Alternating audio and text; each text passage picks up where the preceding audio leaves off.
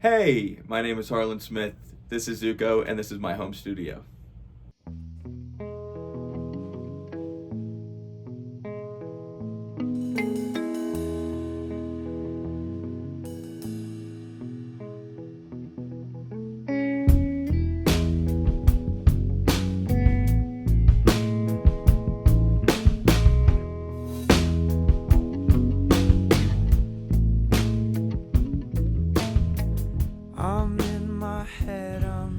So there have been a few iterations thus far, but this is pretty much the setup we used to record the album, minus a few microphones here and there. So let's start with the treatment. I built all of these sound panels over this past summer for around $300. There are two curtains over the windows to help with the reflections off those windows. It took me about 3 or 4 days to build these panels, and they work like an absolute charm. They're awesome. We got the dorm lights from Walmart, as well as the Mighty Mushroom, and the mini fridge is courtesy of Alec, and we have these original Picassos on the floor.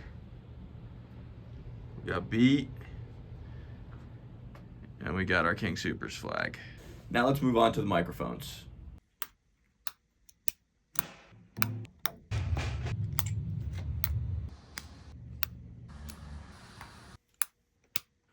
All right, on my amp, which is an AC-15, I use two SM57s.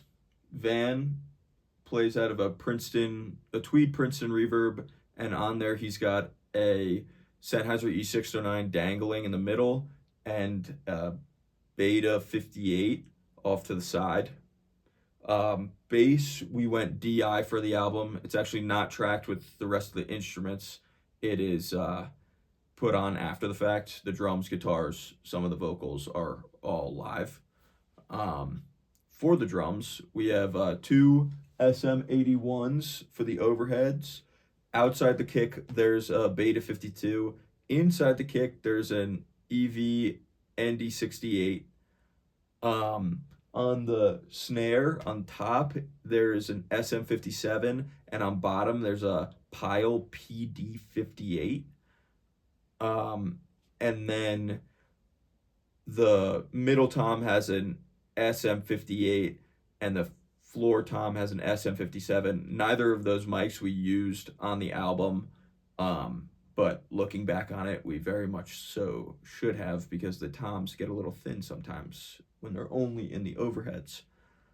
For vocals, Van uses an EV RE20, and I use an AKG PS3. Hank uses a PGA 48. Both of those mics have an on-off toggle, so that if we need to, we can turn them off real quick if there's feedback or anything like that. This is where the fun begins. I have two Scarlett 18i20s connected via ADAT that go into my Mac Mini, and I use two Kali Audio LP6s as my studio monitors.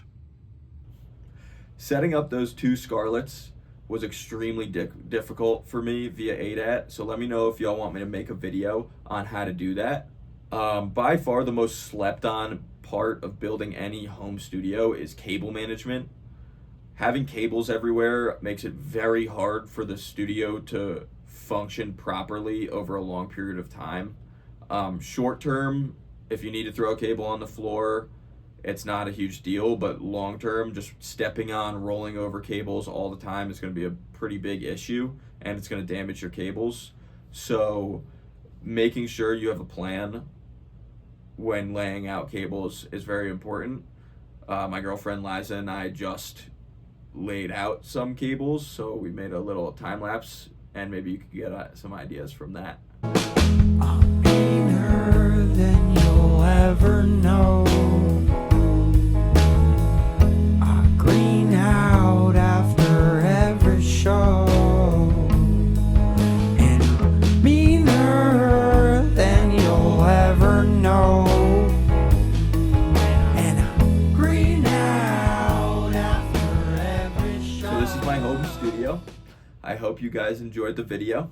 Like and subscribe if you want to see more, and comment what you'd like to see more of.